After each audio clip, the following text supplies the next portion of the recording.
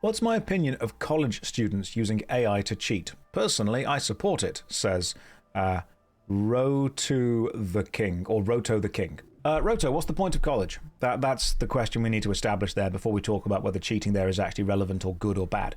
So the point of college, some people see it as to learn, and some people see it as to pass the actual test at the end to get the degree. And these are the two, this is the kind of dichotomy of it. If you see the purpose of college, university, or higher education as the ability to learn, to intake knowledge, to process it, to think about it in different ways, and to output a solution to a problem that maybe hasn't been discovered before, then the purpose of learning is the most important thing. Going through the process, learning how to deal with that. Also learning how to deal with people, because you're going to bump into people in college. And if that's the point, then using AI is not actually helping you with the process unless you're using it as part of the process itself. If you see the purpose of college as to simply get the degree at the end of it that says you have a degree, and then you use the degree to go and get whatever job you would like to go and get, then I can absolutely understand why people want to do that. Because you have to ask yourself, and you have to kind of really consider this. This is a genuine kind of balance with this. Imagine that a job says, we will hire you if you have a degree, but the degree you get does not matter. Like, it's completely irrelevant. It will never be relevant within the job. It will never be tested. They don't care how you got it. They just care that you have a degree. At that point, they don't actually care that you have the ability to learn. They just care that you have a degree. And so I can completely understand why people say, hey, I'm just going to use AI to get this degree because effectively all I'm doing is ticking a box that I need ticked to be able to get this job. So it depends. Do I agree with using AI to cheat? Cheating yourself out of the process? No, absolutely I don't. I think that's a silly thing to do because you are removing the journey from yourself, and the journey is kind of the point.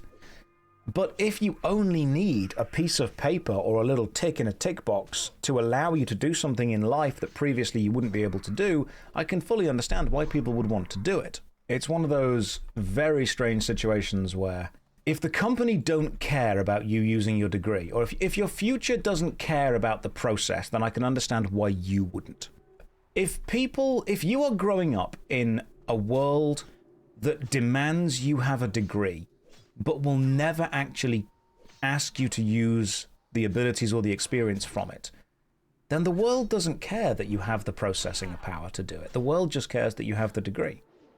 So at that point, why not just go and get it? The crazy thing is, I actually don't agree with the cheating because I think it's missing the entire point.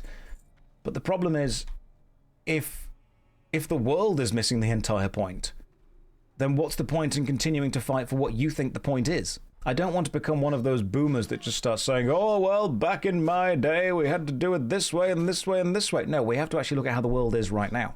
AI is inevitably going to be a part of the world. And so using it as a tool is going to be something that gives you an advantage.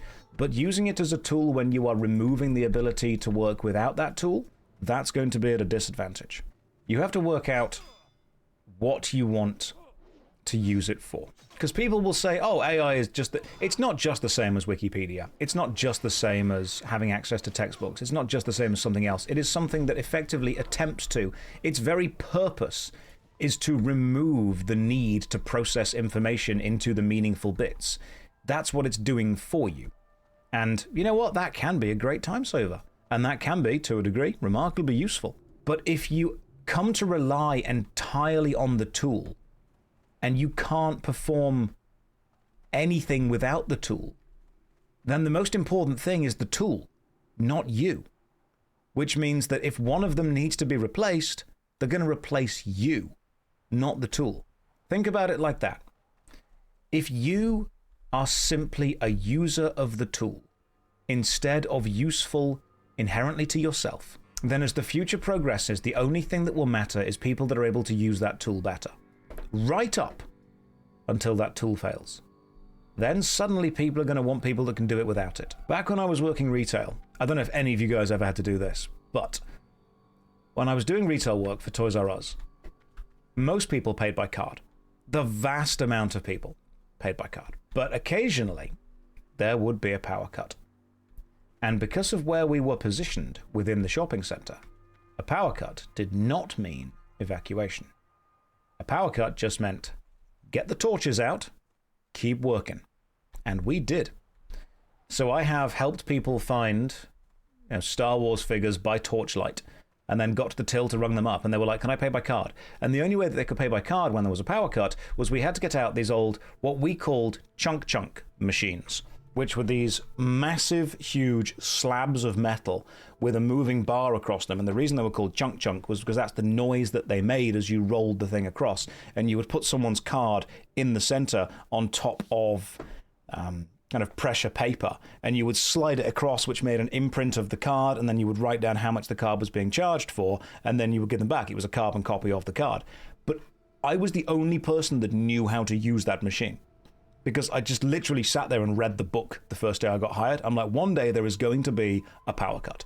One day someone is going to have to get out this machine and we're going to have to use it. Okay, so I need to know how to use it. So no matter how good people were at the tills, there was still an element of I know how to use the older tech. And knowing how to use the older tech does not mean that you will have to use it. It doesn't mean that you even put it on your CV as a thing that you can do. It means, and this is very important, that in the off chance you need to do it, suddenly you're a goddamn hero. And then, whenever people are like, oh, should we get rid of this person? You can bring up, no, you shouldn't. Because I was the only person that could save us at that day. I was quite happy about the IRA. It was great. I had a good time. Someone raised a request for something that didn't exist. Turns out they used AI to read our docs and just guessed something exists based on the requirements.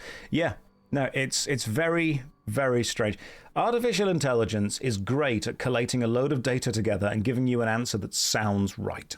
I think that what people that absolutely love AI or use it a lot in their work start to realize, and I've looked into it, is when it goes right, it can save you a lot of time. When it goes wrong, it potentially wastes all the time it saved you because you then have to go through the process of working out where it went wrong.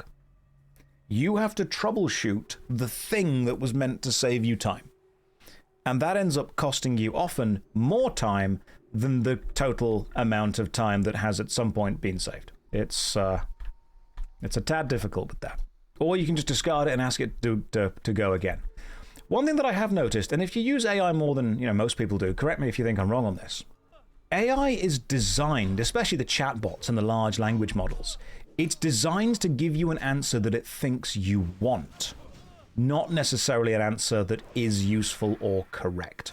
Because I've seen people talking about the fact that it said stuff that it knows would be personally validating, but not actually correct. That's dangerous because that's just an ego massaging machine. AI is designed to sound overly confident, and that terrifies me because that's my job. I don't think that AI could do the job of a Twitch streamer, but if all it does is just say things wrong with confidence, that is my job. AI is coming for me. That's the problem. Dr. K says that using AI to cheat makes sense on the surface because schools reward results, not actual learning. 100% agree. But the reason is that you end up cheating yourself, you get the grade, but you don't build any real skills. Absolutely agree again. It's almost like Dr. K is quite clever. His main point is the biggest risk isn't getting caught, it's used to avoid effort and not really growing. Spot on! I agree with him. Me and Dr. K have got so much stuff we agree on. Not everything. I don't know everything he thinks, but I'm pretty sure that I don't agree with him on everything ever. But, I mean, the dude is remarkably smart. Yeah, K for clever. That's why he's called Dr. K. Because he's smart. Have I talked with Dr. K? We have messaged via, Instagram. I think I've spoken to his team. I haven't spoken to him directly. But, we have a mutual respect for each other, I would say. Yeah, people want to get the results without the work. But in a world that rewards the results more than the work, can you blame them? You have work tomorrow, hence you should change the title to accommodate me specifically and ignore everyone else. Thanks, Cheesebroker. You've reminded me how the internet works. The entire world must prostrate itself in front of one person. For it must be, without a doubt, everyone making sure one person's life is okay. You were paragraphing your video about the community being what makes an MMO to last longer. Oh, thank you. You're the few that be genuinely upset. Oh, thanks, man. I appreciate that. I would be upset if I couldn't stream anymore as well. I'd have to get like a real job. But I can't blame the kids that cheat. Because, I mean, this is, I think, a bigger thing in... And again, if anyone is based culturally within the East, you'll have to let me know. From my limited knowledge, and this might be wrong, especially within China, the process of cheating on a test is actually not necessarily seen as a negative thing. The process of getting caught is seen as a negative thing. Because if you were to cheat on a test, it's almost a way of saying you cared enough about passing to give yourself any advantage you could give yourself. I think I see cheating on some tests the same way that bodybuilders and professional... I mean, this makes sense. I just went to the Arnolds. Every professional bodybuilder at a super high level is doing steroids.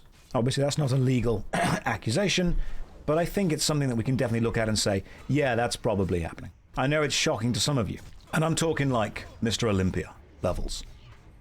Anyone that gets that high within the sport is doing something to give themselves an unfair advantage. Because they've got to stay competitive. You've got to give yourself a competitive edge.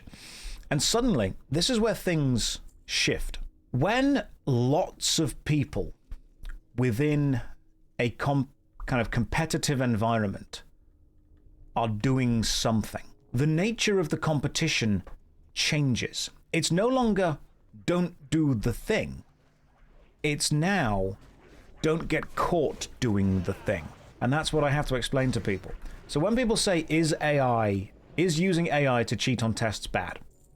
I think you are robbing yourself of the personal reward that going through the process gives you. But if the personal reward the process gives you is an internal validation thing, and what you actually need to get from this is an external job, then I can understand why people begin to prioritize getting the actual job over getting the validation.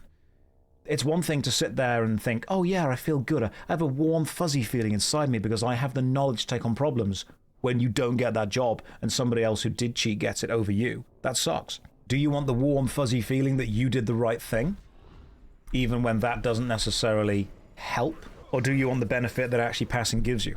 Steroids are banned on bodybuilding tournaments. They do tests for them, and if you are discovered to be on essentially too much, then yeah, there are problems to it. But I'm pretty sure everyone on stage is doing them. The trick becomes how to not get caught. But it depends on the tournament. That's a great way of putting it. Medi. Always some people say if you're not cheating, you're not trying. Do I agree with that? Cheating removes the journey from yourself. But you have to ask what you care about more. Going on the journey or reaching the destination. How do they ban someone that used it a year ago? Potato, they don't. That's the thing. There is a time where the tests will no longer detect the steroids in your system. Which means the trick then becomes, how can you do the thing that gives you an advantage without being caught for the thing that gives you an advantage? That's the thing. You can look good and be at the top naturally. That's true. How many people need to be at this level? Dahlia, not many people need, but the question is, if you want to, if you wake up one day and say, I want to win Mr. Olympia, there is no way you are going to do that without taking steroids. Not now. Maybe many, many, many years ago, in a time before steroids. But if you wake up and you say, I am going to become the world champion at this thing, you need to be taking every single advantage you can possibly give yourself. Because if you aren't, here's the problem, somebody else is. Fitness stuff has been a motivator. I am glad about that. Thank you very much. Oh, go and get a walking pad, man. Do it. Yeah. If you don't give yourself every competitive advantage, every competitive edge in whatever you are competing at, your opponent will. And therefore they will have an advantage over you. That is the problem. I watched a video a few days ago on competitive cycling and people putting tiny hidden motors inside bikes. Did you guys get recommended that video? Tiny hidden motors inside road bikes, racing bikes. You did see that video. Absolutely insane. Absolutely insane. But that's the reality. That's where we live. We live in a world where if you aren't giving yourself every possible advantage, you're not going to be at the very top of your game, which is a shame. It's almost like the prisoner's dilemma on a global scale. If I sit down to play a game of Magic the Gathering with my friends, and I say, hey guys, let's all agree to not use the card Soul Ring in Commander, because all it's going to do is give one of us the potential first turn advantage. Let's just say, okay, we all agree to not use that card. That could be a good thing. But what happens if somebody does? Well, if somebody does, we're still on a small enough scale where we can say, you know what, guys, we're just going to stop this game now for a bit. We agreed to do it this way. It's not happening this way. Let's just stop. Agreements to keep things balanced only work if everyone follows them. But what happens if there was no way to discover that somebody hadn't followed an agreement? What happens if a bodybuilding competition says, okay, guys, nobody is allowed to use steroids in the year before this competition? We won't test. Just promise that you won't. And everyone says, yeah, I promise I won't. How do you know everyone's going to do that? Because if somebody wants to win, someone's going to do it. That's the problem. Which means when the competition happens, the person that's going to win is the person that gave themselves the advantage. They won't test for it. They don't know. And this becomes the problem with any ultra high level competition. The promises that everyone makes need to be policed. And there is unfortunately no real way to police well enough. Your mate used to be a strongman, said the use of roids is quite high. It will be. It absolutely will be. I've got friends that work in there and do that kind of stuff, and it's like almost everyone. Now, I'm not an expert in fitness or bodybuilding. I'm a fan, but I'm not an expert. So consider this. Many years ago, it was the general culturally accepted thing for fitness influencers to say that they were natural. Even if they weren't, they would say they were. And the reason they would say they were is because they didn't want to inspire the kids that were watching them to go and do steroids. If they said, oh, I'm natural, then anyone they're inspiring is going to say, well, I can do it naturally. I can just, eat lots of chicken and broccoli and rice. Of course, the physiques they had, the lives they were living, they were not natural at all. It was impossible to get the physiques they had naturally. But they would say they were natural because they wanted to inspire. Well, two reasons. It's kind of like a pincer attack when you say that. The reason you say you're natural when you aren't is, first of all, you don't want to necessarily inspire kids to go and do a lot of drugs. But secondly, you actually reduce the amount of people, if they believe you, who are able to get to your level. You reduce your own internal competition. Because if people aren't doing the things that you did, they're not going to reach the level that you reached. They didn't want to increase their own amount of potential competition, and they wanted to inspire kids to try and do it naturally, at least some way. And then someone said, this is dishonest. You need to be honest because kids are going to be looking at you and realizing that they cannot achieve this naturally. And so everyone in the industry started admitting when they were enhanced. And this had a bit of a double-edged sword effect. First of all, it was honest. They were being more honest with their audience. Wait, are people in the gym also using roids? Potentially. And these fitness influencers, they started being more honest with their audience. The problem with that is that the benefit of being honest came with the downside of, well, now a lot more kids are going to try and do steroids. Because the kids suddenly knew, I say kids, it can be easily influenced adults as well. The easily influenced adults suddenly started to realize they were never going to achieve the kind of physique they wanted to achieve without that. Like, I mean, when I was at the Arnold's yesterday, there were 3 or 4 entire booths selling peptides. And to me, that's still kind of weird. So what do you guys think? Is it a good thing that the fitness industry is being honest about its use of steroids because the process of being honest itself has value? Or do you think it's a negative because by being honest about the results they are getting, they are actually encouraging much more impressionable, often much younger people to start doing them as well? Honesty with a caveat of saying how bad they are. Yes, that's very true. I do think that we are going through a bit of a push recently on fitness content online. And again, if you guys are in the industry or if you're within the kind of general scene, you can tell me how you feel about this. Do you think that younger and younger kids are being influenced to live more and more unhealthy lifestyles? Or do you think younger and younger kids are being pushed into attempting to follow more and more damaging fitness regimes or routines because the people that they're seeing online are doing that? I think something we are forgetting is very few people in the world can be experts at more than 1 or 2 things. They can't be super high quality, super professional at multiple things. And so you see these fitness influencers who are incredibly fit, but that is mostly the bulk of what they do. And then you get kids who want to have varied life experiences, they do want to be fit, they do want to go to the gym, but maybe they also want to play some video games, maybe they also want to go and have some holidays and travel around internationally, maybe they also want to go and get an education for a certain thing, maybe they also want to have, different experiences. They want to have variety. The problem is that it's very difficult to become the best in the world at something and have a huge deal of variety of experiences. It's difficult to be the world's best bodybuilder and the world's best football player and the world's best basketballer and the world's best video gamer. You have to kind of choose something you're going to focus in on. And I think what's happened to social media is the average person is exposed to the best in the world at multiple things. Each individual person is the best in whatever they're choosing to do, and this means that the average person who is being exposed to this thinks that that is the standard that they need to reach for everything. Many years ago, before we had social media, you would have maybe seen the best in the world a couple of times, not almost every time you open your phone. Which means that when especially easily influenced people open their phones, or open any kind of social media, you're not seeing the average person doing the average thing. You're seeing the absolute best in the world plying their trade to everyone. And the issue with that is that that then becomes your baseline. If you open Instagram and look at fitness, you will see some of the fittest people you have ever seen.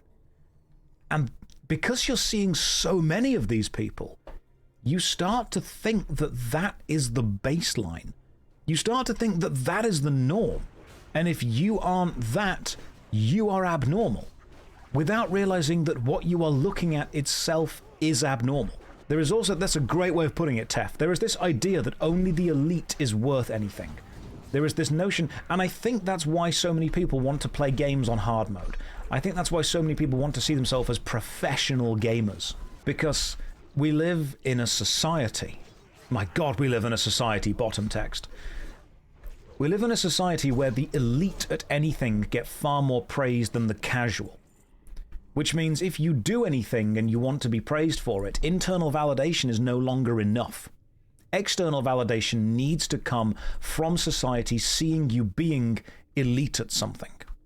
Isn't that a good thing, though? Buns you well. What, the idea that you want to be elite? No, because you can't be elite at everything. It also means that a lot of people who are easily influenced take this idea that if they are not the best at something, then why are they doing it? What's the point?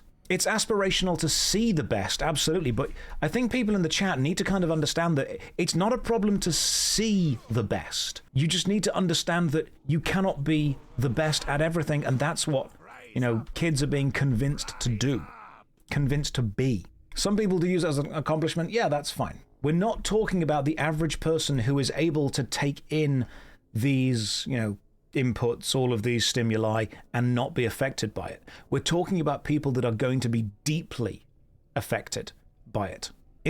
How many people ask me if I'm playing hardcore WoW? Why do you think people ask me if I'm playing hardcore WoW? Because to them, they want to watch a version where my character's life has depth and meaning to it. Because that is a more elite, difficult, risky way of playing. Because to them, saying, no, I'm just playing for fun and there's no real stakes here, doesn't quite make sense. But to loop this back to the general discussion we were having earlier, I cannot imagine what it will be like to grow up as a kid now. The fact that the only real social media I had exposure to was magazines like FHM and Nuts and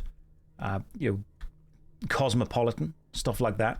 Because I read all of them. People were like, oh no, mate, if you're a man, you can't read Cosmopolitan, you've got to read FHM, you've got to read Nuts, you've got to read Maxim. Lads, no. Give yourself a more thorough view of the world. Read Cosmopolitan as well. But when I was doing that, I cannot possibly imagine what it's like to have access to all of that information literally all the time. That to me is very scary. And I think there's an correct me if you think I'm wrong on this. I think there is an expectation nowadays stronger than there was before for young people who have been exposed to the best of the best of the best through social media to think that if they aren't that level at everything they've been exposed to, they have failed. We're not talking about adults or you guys who are smart enough to look at it and go, that is the world class, I'm not going to, go to that. We're talking about the kid in high school who is looking at the best fitness influencers, the best gamers, the best sports stars, the best businessmen, and thinking that's normal. Remember that we're not talking about people who are old enough and emotionally mature enough to handle this. We're talking about people who are specifically in a mental position where they are unable to handle this. But what do you guys think? I mean, most of it is performative. It's an impossible standard. It used to be magazine covers, and it used to be impossibly thin girls, and then, you know, super buff dudes. And now that's normal. We call it gymflation. The idea that the buff body is now normal. The adults are looking at Josh being third in the DPS meter and thinking, that's me, I'm him. I'm fourth in the DPS meter, which is interesting because we've only got 3 DPSs. Pretty sure the healer's out DPSing me at this point. Look, people that run dungeons with me, they know what they're getting into. They know that they're getting into me chatting shit to you guys while they pretty much carry me. That's what's happening. There's an excellent comment in the chat saying the same thing has happened to males, and this is going to get me onto one of my... I don't like talking about this online because it's bloody dramatic, but I really don't think that the body positivity movement is necessarily the best thing in the world. Do you guys want some drama? Fuck it, it's Saturday, let's do it. Saturday's allowed, we can be dramatic on Saturday. I'm looking forward to this being a clip because I'm going to get cancelled, let's do it. I do not think that it is healthy to convince someone that you need to do an absolute crap ton of steroids and hit the gym 12 hours a day. That is too much. That is insane. That is overwhelming. That is unrealistic for most people. I do not think it is fair to promote this hyper-attractive body, to some people, of ridiculously buff guys and ridiculously buff women. I think that is too far into the extreme. And I would hope that we can all agree with that. In the 90s, we used to call it heroin chic. The idea of these absolutely incredibly thin women. Unhealthily so. And these, you know, super buff, roided up dudes. And so a movement was launched to counteract this. The body positivity movement. The idea that everybody is beautiful, and everybody has value, and everybody does not necessarily need to live up to these incredible, unrealistic Hollywood expectations. And you know what? I completely agree with that. I absolutely 100% agree with the notion that how you look does not necessarily define your value. I completely agree with the notion that you do not need to live up to these unrealistic expectations. You do not need to harm yourself in pursuit of this standard. However, I do feel that we've overcorrected slightly. And we've gone from don't do the incredibly unhealthy thing because it's too much to instead do the incredibly unhealthy thing, which is nothing. And I think that there is a balance to be found. Because while I would not encourage someone to go to the gym and inject a metric ton of steroids, I also cannot, in good conscience and good faith, look at someone sitting on a couch weighing 500 pounds, eating 10,000 calories a day, and say, this is a positive experience. Do I think that you are worthless as a human being because of it? No, because there's a level of respect to be had between people. But the point is, I think that the body positivity movement has gone from being, hey, we don't need to follow these incredibly unhealthy standards, to, hey, why don't we instead follow our own incredibly unhealthy standards?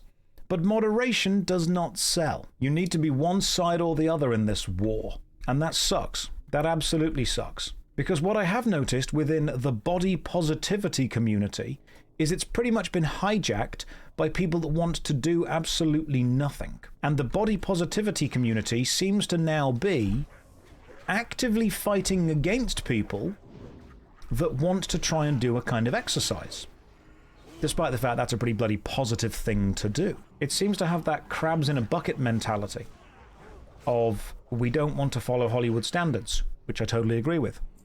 Which means you cannot better yourself, which I disagree with. It was made for people who did not want to feel judged by the unfair standards of society. And that I get.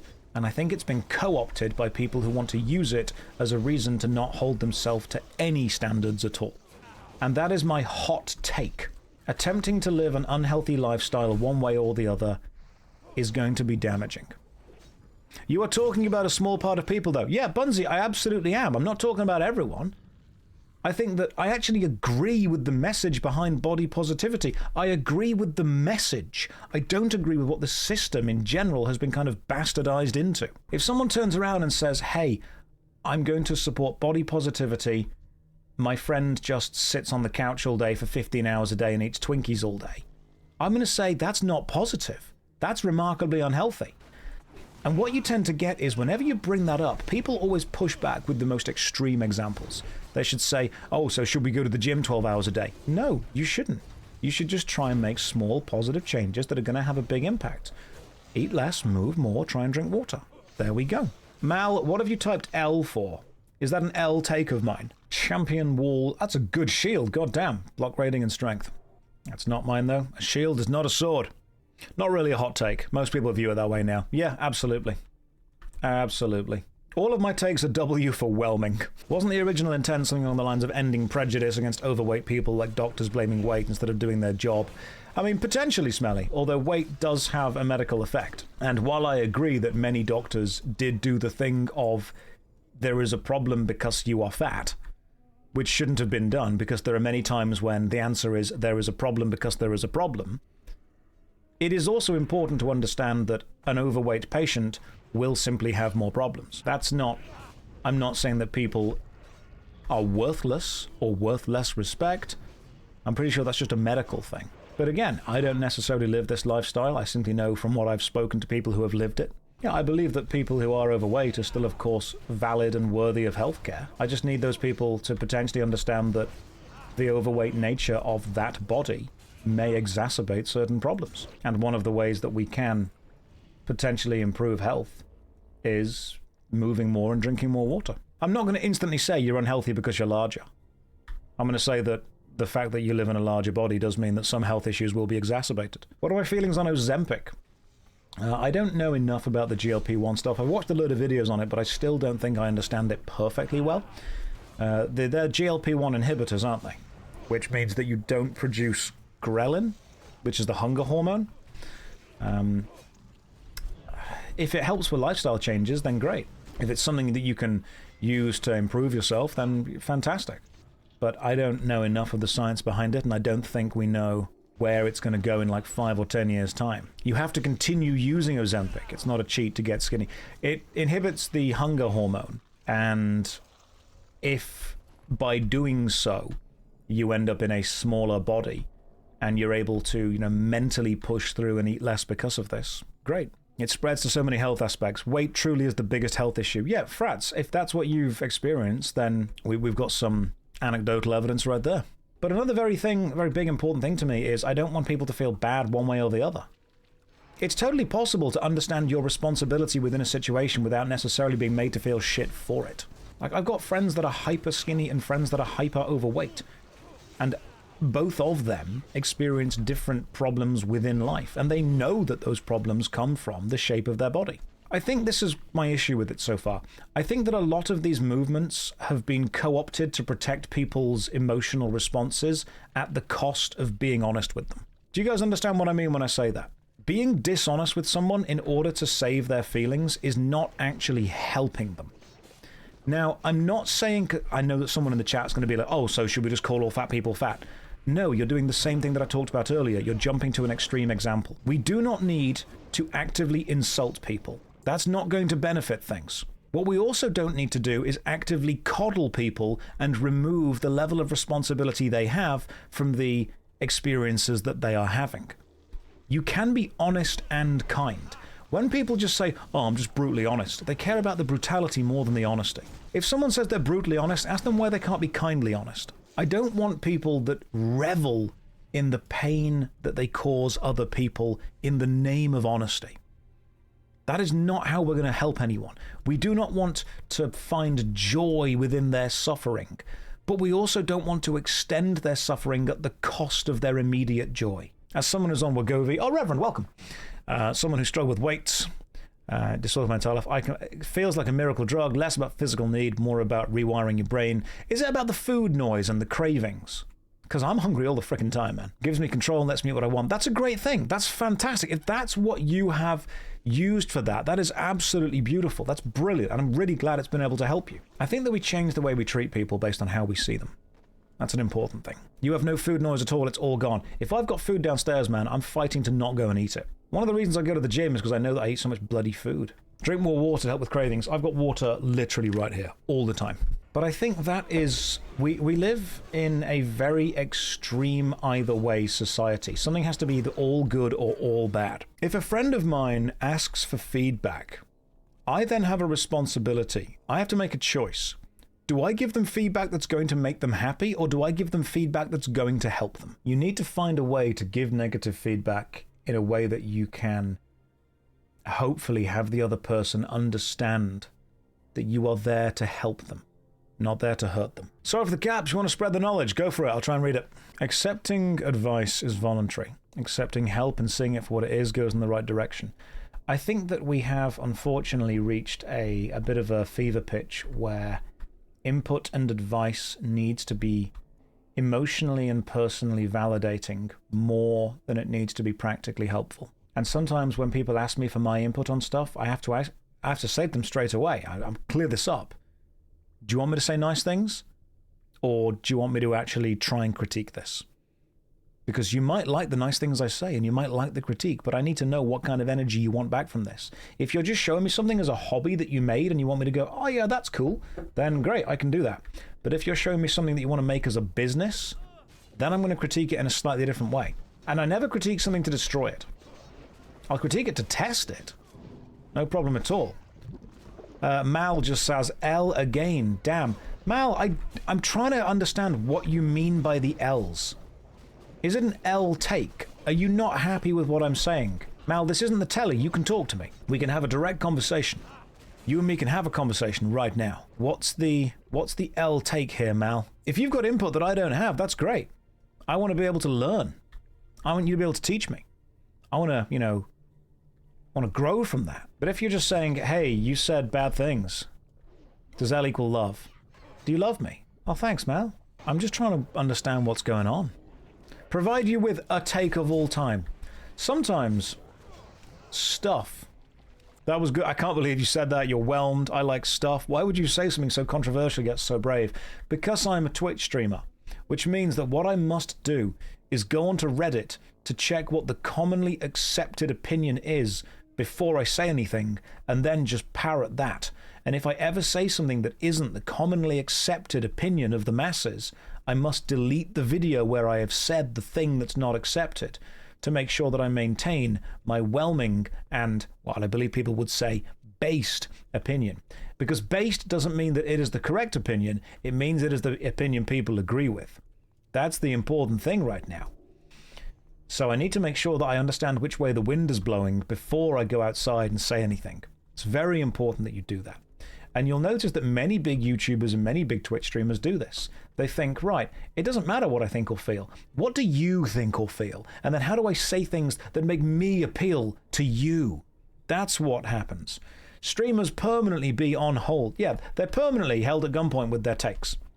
It's like, say the right thing right now. And if you say the wrong thing, you're going to get cancelled, which means nothing you have ever said matters before. Someone left a comment on one of my videos saying, Josh, why on earth did you mention Dark Viper's video on React content? Dark Viper has said some awful things. And I thought, you know what? He has. I don't agree with everything he's ever said. But if you are going to discount everything that somebody has ever said based on one thing that they have said, then you are also saying that you're saying that somebody only has value if everything they say is 100% agreed with. I dislike the idea that good takes get retroactively removed if you have a bad take on something. I dislike the idea that somebody is only worth listening to if they are 100% correct all of the time. Honestly, that's reductive and I think dumb. Saying, hey, I agreed with your take on this, however, now you have said something I disagree with, which means I'm going to retroactively disagree with your take on that. Perfectionism only. 100% agreed with only. Do you know what that is? When someone says to me, oh, I'm going to disagree with this person because they've had a bad take and therefore all of their other takes are bad, I often ask that person, do you want to live in an echo chamber? And they always say no. I say, well, that's what you're doing right now. You're engaging in purity test culture. This person has failed your purity test and therefore you're disregarding everything they've ever done. I have never seen communities argue and turn on themselves more than communities which pretend to be virtuous. I have often seen communities full of people that I honestly genuinely think are quite big dickheads, who end up supporting each other more and more through things that they don't necessarily agree with, which is super ironic to me. Agreement with one thing does not mean endorsement of everything that thing has ever been connected to or represents. It's a bubble. It's a constantly shrinking bubble. It's a concentric circle. It's purity test culture. And it's this idea that if you say the right thing right now, we will revere you and value you. But if you say the wrong thing in the future, we will retroactively remove that reverement and value because you failed to toe the line of whatever ideology or whatever idea or whatever system we are pushing right now. What do I think it takes nowadays to be cancelled? I feel like before it was a wrong statement and nowadays it needs to be more severe. Yes, that's a great question, genuinely. I think the answer is by who. The notion of being cancelled means that your influence, your power, your kind of relevance to culture, your ability to affect culture is removed. Would you guys agree with that's kind of what it means? Cancelled means that you have your influence within a society removed. For this to work, for this to be good, and by good I don't mean the process is good, I mean for it to actually take effect the way people want it to, it would require society collectively to agree to remove that. Like, the concept of it makes sense. They've cancelled me means your power, your influence, your reputation, your ability to influence and to impact culture has been removed. It would require the court of public opinion to say, right, this person's gone now. However, as any society or any group collectively move toward an us versus them kind of binary, like a dichotomy, like a divide, like, the in-group and the out-group, the A-team and the B-team, it is very difficult to bipartisan cancel someone. And by that, I mean both sides of any issue collectively decide to get rid of someone.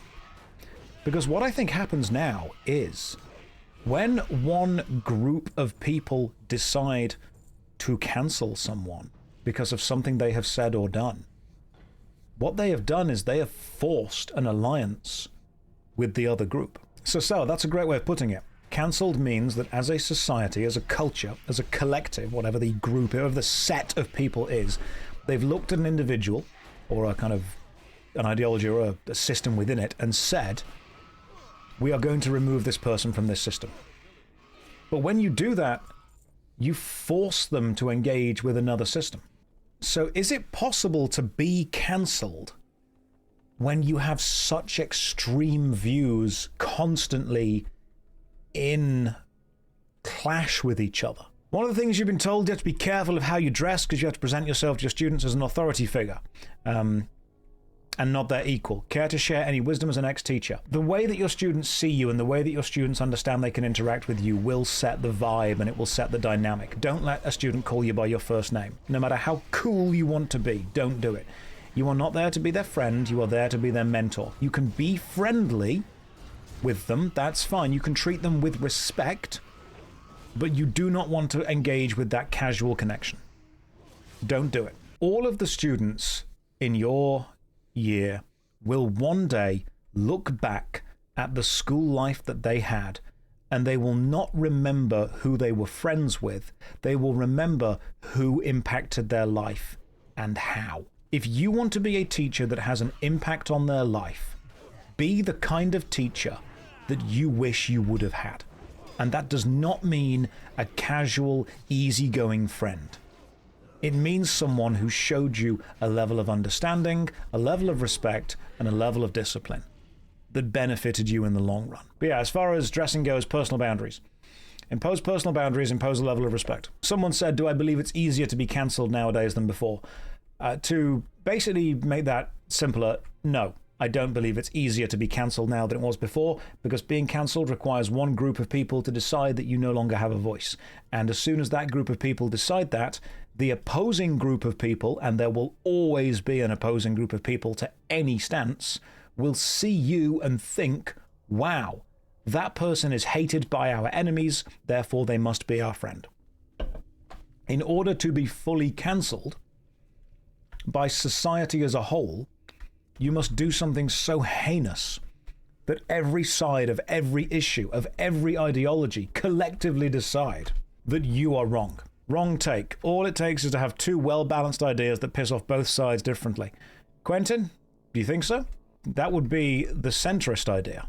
That would be saying, hey, both these extremes are bad. And you're not going to necessarily be cancelled then. You're going to be able to go to a third thing. Because, Quentin, what you can then do is make a YouTube channel or a Twitch channel saying, look, both these extremes hate me because I'm just so balanced. And then people who are in the middle who hate both extremes will go, oh yeah, you're just so balanced and right and perfect and this is great, and both sides are stupid. Which is what we do here. So I don't necessarily believe it's easier to be cancelled. I believe that it's easier to have people say, I'm now going to devalue your opinion because of what you said before, but I believe there will always be a platform for people. The fact that the world is more connected than ever means that there are more ways to connect with other human beings than there have ever been. There is Twitch, there's YouTube, there's podcasts, there's radio, there's blogs, there's loads of stuff. You know, you can connect with any community that you would like to connect with. And when people say, oh, I've been cancelled, it means it's removed your ability to connect with a certain community. And as soon as you do that, what you effectively do is say, hey, you're no longer part of this. But that person still wants to feel that they've been validated and seen, and so they try to become part of another community. And the whole thing becomes another purity test. Again, remember as well that being cancelled just means one group of people have collectively decided to not engage with you. Doesn't mean that every group ever has decided to not engage with you. Nothing will ever confuse me more than extremely famous, remarkably rich comedians who have Netflix specials saying, oh, they've cancelled me. How? You've literally got access to some of the largest, most successful communication devices and systems ever made. You have millions of people paying attention to you. You have Netflix specials, you have Amazon Prime specials, you have DVDs, you have podcasts, you have YouTube, you have Twitch, you have Kick, you have Rumble, you have every other way to possibly connect with someone. You are the opposite of cancelled. If anything, you have been platformed even stronger by an ideology that disagree with the people that don't like you. I find it so strange that someone can say, I've been cancelled on the most popular communications platform. Because you clearly objectively haven't been. Quentin says, I think there needs to be a politically incorrect platform for streaming. Pretty sure there is, Quentin. Pretty sure it's called Kick. But also at the same time, why? Do you believe it needs to exist because there needs to be a dichotomy or a balance within political takes? Or do you believe it needs to exist because you want to be able to insult people freely and not be punished for it? Because believe it or not, I actually kind of agree with both. I kind of agree with that you should be able to say shitty things about people and not be punished by the government for doing that. That's not like plan attacks. There's a bit of a difference there. I'm not saying, oh, you should be able to literally plan, dangerous moments for these groups of people you don't agree with. That's fine. You should be able to say, I disagree with this. I think these people are wrong. I think these people are idiots. That's fine. You're allowed to say that. And I don't think the government should be able to pop out of its little government hole and say, put that person in jail. That's what the whole free speech thing is, protection of retaliation from the government. What's the old line? I disagree with what you say, but I would defend your right to say it. That's the classic one. And Mal has just put in chat, how many straw mans can one man explore in a single dungeon? Mal, I'm literally here saying that I don't agree with it, but I think you should be able to do it. How is that a straw man? I'm actively saying I would like there to be a world where stuff that I don't like has a place, because it's not about me building a world that I want to always like. And people go, straw man. Making a straw man argument right there. I'm here saying, hey, shit's complicated, but maybe not everything needs to appeal to me. And you're like, straw man. I've read about logical fallacies. Oh god, no one knows more about logical fallacies than the person who's just discovered them. But some opinions or ideas are incompatible with some laws that prohibit them. Opinions, not necessarily. You can have an opinion but not act on it. The reason that I would push back against that statement is that if somebody has an opinion, that opinion only really becomes dangerous if they act on the opinion in a dangerous way. And if you start to do the kind of preemptive thing of punishing people for having opinions because they may or may not act on them, you get into a real risky bit right there. You get into some real Minority Report level shit. Yeah, like if someone says, I need you to go and commit violence or commit a crime because this is how I think or feel, I understand that's a dangerous thing. But if somebody else just says, you know, hey man, in our own private conversation, this is how I feel. Okay, you're allowed to feel that way. What we can't do is then have that galvanize itself into actual crime. Expressing some opinions and ideas can be illegal and dangerous. It can definitely be acknowledged as risky. But absolutely, I agree with that. Bridge, I completely agree with that. We have to find the balance between somebody expressing an opinion and somebody hiding a call to action within an opinion. Charles says, you believe that getting cancelled doesn't exist. It's a group of buzzwords. Charles, I think it used to. I think getting cancelled used to exist because the gatekeepers of certain elements and aspects and opportunities would be able to decide who does or does not get to, you know, succeed within that opportunity. But I think that people use it in the wrong way now. The idea of getting cancelled means you have performed an action that has removed your ability to have any kind of impact on this society or this culture that you're a part of. And if the culture that you're a part of is just being heard, then you can be heard by using YouTube, Twitch, you know, podcasts, magazines, all that kind of stuff. But imagine, I mean, look at how Hollywood used to be. Look at how, to be fair, look at how Hollywood still is. Imagine what it would be like if there was only a few important, powerful, influential people within your industry and you pissed off all of them. Well, then you've been cancelled. People are like, nope, this person is not advancing. That is definitely a level of cancel. There is an old legend within British TV. You guys may have to correct me if I'm wrong on this. If you've worked in British TV, you'll know more than I do. There was an old TV personality in the UK called Cilla Black. I don't know if you guys are familiar with Cilla Black. Cilla Black was remarkably popular for some reason. She was on... what was it? What were the shows that she... Surprise, Surprise. That was the one. She did Surprise, Surprise. Right. Cilla Black is considered by many to be one of the worst people to work with in the UK TV industry. Blind Date as well. That was the one. She did Blind Date. Nobody within the TV industry has a good story about Cilla Black. Absolutely nobody. Even people that were remarkably softly spoken and very kind and never spoke shit about anyone would say that Cilla Black was an awful person. Horrible to work with, super mean, super nasty. And the legend goes, I mean, the reason that she was so bloody popular was that she was remarkably close to people that were close to the Beatles at the time. And the legend goes that there was one day when Cilla Black suddenly just stopped getting work. I mean, Piggy, that's true. The Chuckle Brothers literally called her a cunt. Like, the Chuckle Brothers were completely chill with everyone. They were the most professional people. But Cilla Black one day suddenly stopped getting work. And people were like, what happened? Why has Cilla Black suddenly stopped getting work? The legend goes that a woman that once worked as a runner, which is just like a position in the TV world where you just go and do whatever needs to be done, normally for a person, for a celebrity, or for a special instance, worked with Cilla Black on Blind Date, and Cilla was horrible to her. And that runner ended up, through internal kind of connections, being promoted to the head of programming. And because that runner absolutely hated Cilla Black, just made sure she never got any jobs. She was just like, I'm not going to... She does not get any more work. So Cilla was horrible to someone who eventually was promoted into a position of power. And that position of power allowed that person to stop giving them work. That is an example of being cancelled. But is that necessarily a negative thing? Someone did something which put them into a position of, you know, emotional connection with one person, and that person said, right, now that I'm in charge, this person is no longer getting work.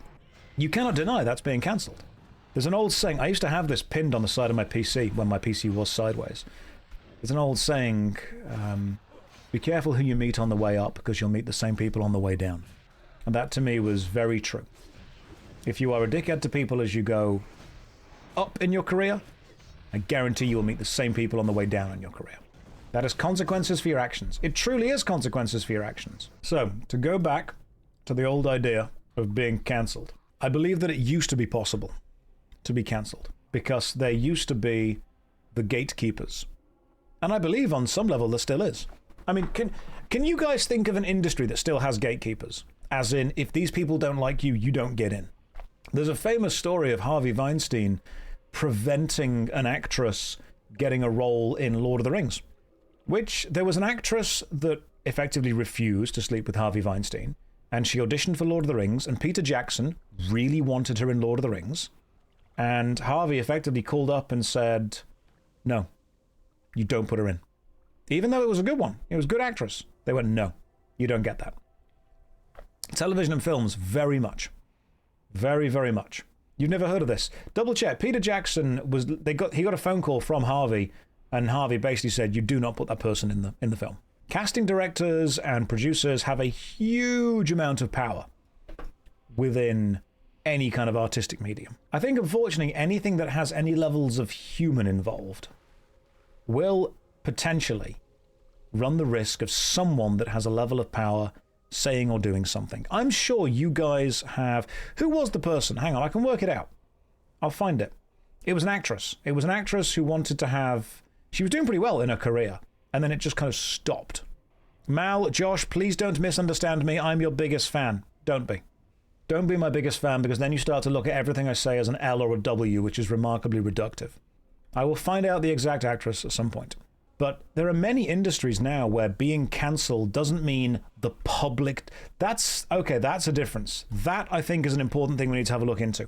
Do you guys think that being cancelled means you have lost your career, or do you think it means the public doesn't like you? Because most people think that being cancelled means your career's gone. But the public doesn't need to like you for you to have a career. There are many people the public does not like that have a remarkably successful career because the people who are powerful enough to give them a career have given it to them. Ashley Judd was the actress that was connected to Lord of the Rings. Thank you for looking that up for me. Hate watching also exists. There are actors who have pushed back against the established hierarchy, and in doing so, their careers have suffered. I mean, I'm pretty sure Terry Crews pushed back against some of the more shitty elements of Hollywood, and in doing so, did not get the work that he wanted to get. Brendan Fraser pushed back against a lot of the stuff in Hollywood, and in doing so, did not get the work that he wanted to get. The blanket cancelling was possible through mainstream media has weakened due to the trust in media failing. That's true. Media used to be believable because everyone kind of thought, okay, well, why would they lie to us? But now it's a case of, well, if this person is hated by this group, therefore they must actually be quite a good person. But can you guys think of some streamers that do shitty stuff that get even more popular after a while? Because streamers are in an interesting position because they appeal to people who, let's be honest, might be quite shitty themselves. You have to also remember that a lot of people in the world are just not that smart. I'm not saying that they're stupid, I'm saying that they don't think about the entertainment value of stuff beyond what am I immediately getting from it. And if people just want to get drama, they don't really care where it comes from. You also have to remember this. Guy, be honest with yourself. How many awful people do you think there are in the world? How many people do you think there are who want to do awful things? And then remember that those awful people also need a champion. And those awful people want to watch someone also doing awful things because it validates them. The weirdest thing I find is when people try and defend other people that they don't know.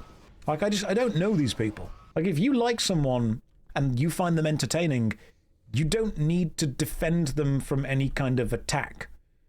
You aren't their champion. Yet, if you do so, you will be seen as that by people who maybe don't have a huge amount of experience with them. Parasocial viewers are absolutely the worst. They're weird. Also, understand this. Please understand this.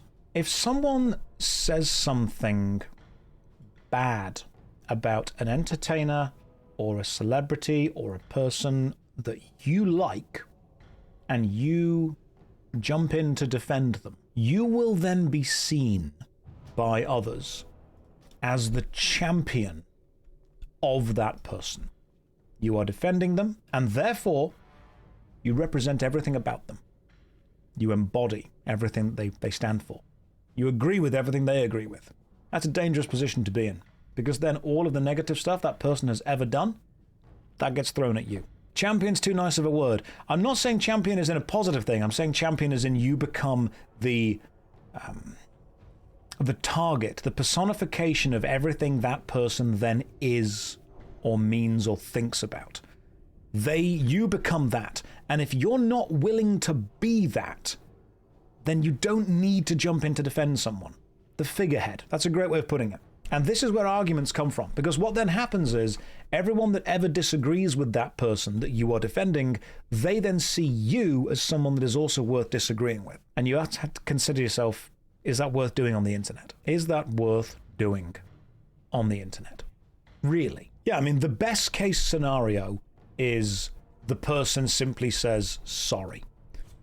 The worst case scenario is that person then starts to choose and focus on you over everything else, and you become the target of that person's ire. You don't want that. You really don't want that. Not a good place to be or a good thing to do. Internet discussions are often difficult because people don't come looking to understand, they come looking for conflict. If anyone says something that they don't understand, instead of seeking clarification, they just seek further conflict. That's true. Seek. People come to hear opinions they agree with, and if it's not, their brain short circuits. People don't come to Twitch streamers expecting to think. They come for validation. That's what people want. People don't want conflict. They don't want any kind of potential input on their worldview. They want validation. People want to be told everything they already think is correct, and people want to be told all their problems are somebody else's fault. You're disappointed in how I'm whelming you. I'm sorry about that. I genuinely am. You know what? Let's do some validation. Everyone in chat, say something you would like to be validated for, and I will tell you that you're right. You came here to validate your parking. You need to have spent at least 20 quid in the shopping centre and then go to customer services. That's where it's done now. You can't do it in the shop anymore. You haven't been able to do it in the shop for years. You know what's amazing is when I said say something you want validation for, the chat then suddenly divided itself into people that are kind of mature and get the joke and want to be involved, and people that are just absolute children. Yeah, so we've got people in the chat that are being like, hey, you know, I'm gonna say something funny, and people in the chat that are gonna say, I'm gonna say something edgy. You won't believe the amount of shit I got on Reddit for thinking Cyberpunk is mid. Shaggy, I will. I 100% will. Please understand this. I think everyone here does. The vast majority of people just live their life, enjoy stuff, and don't think about it too much. And you know what? That's fine. If that's what they want to do, totally okay. Very few people engage with media beyond the media itself. Like, very few people watch a film, then go and comment on a forum. Lots of people watch the film, but very few people then go and do something extra with it. So, lots of people played Cyberpunk. Great. Had a good time with it.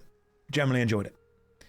Very few people then go and join any kind of subreddits or forums or groups or Discord chats based on that thing. It's, in relation to the amount of people that experienced it, it is much, much smaller. Which means you have to understand that when you engage with those communities that have themselves chose to engage with media in a way that is beyond the media itself, you have already very much filtered down the people that you're dealing with to the more enfranchised, to the more hardcore. So whenever you say something negative, you actually aren't talking to a valid cross-section of everyone who has ever experienced that media. You are talking to people who love that media and enjoy it so much that they have given more time to engage with the people who also love it in a way beyond the media itself. That's what you have to remember. People that have a fine experience at a hotel don't leave a review. People that have either a very good or a very bad experience. And of those two groups, the very bad will leave more reviews than the very good. Is a couple of 100k community small? Yes, it is. Compared to the amount of people that purchased and played the game, it very much is. Plus, you aren't communicating with all of those people. When you see the size of a subreddit, what you are engaging with is the amount of people that at some point in their lives joined that, not the amount of people who are currently actively participating within it. Because people can join a community and then leave. People can join and life changes and they want to engage with something else, or realize they don't care about that thing as much, or they just don't give as much time to it at some point. I try and explain this to people with YouTube subscriber buttons. The subscriber count on a channel is the amount of people that at some point in time did like that channel enough to click subscribe. That's what it is. That's why you can see channels with 10 million subs and their views get 10,000 views. Because the subscriber button is the amount of people that at some point liked this. Whereas the active view count is the amount of people that currently do. You can have people that have, I mean, this Twitch channel has 210,000 followers, and right now we have 2,000 active viewers, which, believe it or not, is actually remarkably accurate to the 1% rule. The 1 to 2% rule is kind of where it is. If 1 to 2% of people who have at some point engaged with it continue to engage with it, that's great. That's kind of actually where we want it to be. That's kind of balanced. And Instant says, people don't obsessively manage their subscriptions. No, of course they don't. Most people, if they don't want to continue going to a subreddit, just don't go to it anymore. Most people, if they don't want to do stuff, just don't do it. Very few people actively curate the systems and the subscriptions that they are, continuing to engage with if they aren't costing them money. They just don't do it. How many of those 2K viewers are active in chat right now? Potentially, if we follow the 1% rule again. I mean, in theory, it would be 20. But because those viewers are already slightly more deeply enfranchised, we are dealing with people who are actively engaged, which means there's going to be way more than 20 people. That's a perfect example of this. If you go to this chat, this Twitch chat right now, you are not getting a perfectly valid subset of people. You are getting people that have all actively chosen to engage with this chat. So, to link this back to the chat earlier, when you said that I wouldn't believe the amount of hate that you would get by saying you think Cyberpunk is mid on Reddit, I absolutely would, because you're engaging with people who really like the game. If you go out and just say Cyberpunk is mid to a bunch of people that played it and thought it was mid, everyone would agree with you. This is what bubbles are. Bubbles are the idea that everyone around you thinks the way you think because you actively avoid people that don't. Quentin has said, Tectone's community hated me because I liked isekai anime. There's nothing wrong with isekai anime. Also, when you say the community hated you, I often think that there's this weird thing where people speak of the community as like a monolith, as in every person in that community thinks the same thing. Communities are formed because people want to bond over sharing something, whether that's sharing a love for something or a hatred for something. A community can form over a connected, shared thing. Sometimes it's just the location you live, the school you go to, the college you go to, the books you read, the TV shows that you watch, the games you play. That can all kind of form together. But not everyone in that community thinks exactly the same thing. There will probably be many people in that community that quite like anime or isekai anime. And the reason that they say they don't like it is because they want to feel validated within the community. How do you know when you're in an echo chamber? No one really teaches that. Go North, that is genuinely a great question. I suppose the only answer you would have is if you don't repeat the echo and you get shunned. People that live within smaller bubble-based echo chamber communities think that everyone thinks the same way that they and their friends do. And I think that that happens because they cannot understand, they cannot even fathom a different idea, a different thought. So have you ever been within a community that you have realized has become toxic over time? If maintaining the harmony of the community becomes more important than understanding the individual, that's when you start to get into problems. Mara says it's good vibes only. No, because that itself becomes toxic positivity. It's not necessarily good vibes, it's respectful vibes.